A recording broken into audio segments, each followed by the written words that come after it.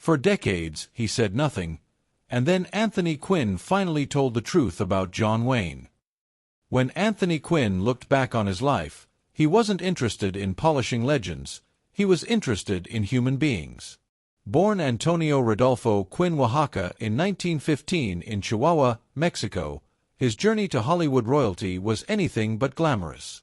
His family fled the violence of the Mexican Revolution and settled in Los Angeles, where poverty shaped his earliest years.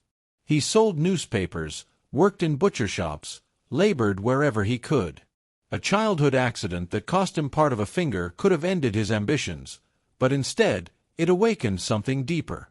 During recovery, he immersed himself in philosophy, literature, and art. Even studying architecture under Frank Lloyd Wright, Quinn learned discipline and design, tools he would later apply not to buildings, but to characters. Hollywood in the 1930s offered him little mercy. As a Mexican-born actor, he was boxed into stereotypes: bandits, villains, nameless laborers. But Quinn refused to be small. Even in minor roles, he radiated intensity. Then came his breakthrough in Viva Zapata, where he stood beside Marlon Brando and delivered a performance so raw it earned him an Academy Award. Another Oscar followed for Lust for Life. And soon, the world would never forget him as the exuberant, defiant spirit of Zorba the Greek. Quinn didn't just act, he embodied cultures, passions, contradictions. Over 150 films. Warriors, artists, revolutionaries. He was global before Hollywood knew what that meant. But among the many giants he worked with, one name loomed larger than most: John Wayne. 4 years, Quinn stayed silent about Wayne. The Duke was the symbol of American masculinity, patriotic, commanding, untouchable. But late in life, Quinn decided myth deserved honesty. John was a force, he reflected. When he walked onto a set, the air shifted. Quinn respected Wayne's instinct before the camera.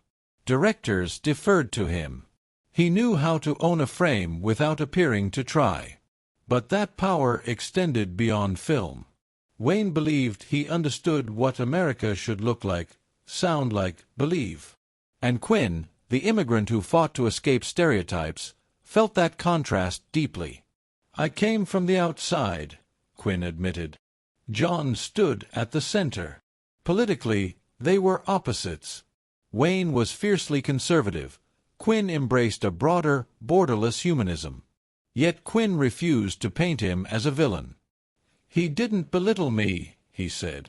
But he didn't question the system either. That, to Quinn, was the quiet divide. He also saw something others missed. The toughness. Some of it was real. Some of it was armor. Once the world decided who he was, Quinn said, he had to be that man every day. To Quinn, Wayne carried the burden of his own legend. Strength can become a prison when you're not allowed to bend. Still, there was respect. Professionalism. Silent approval. With John, silence meant you'd done well. By the end of his life, Quinn wasn't interested in tearing statues down. He simply wanted truth. "History turns people into monuments," he said. But we were men. Complicated. Flawed. In his final years in Rhode Island, far from studio lights, Anthony Quinn chose peace over applause.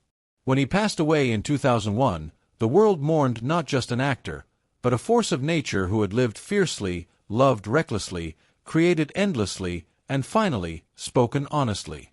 Because in the end, breaking his silence wasn't about John Wayne. It was about humanity.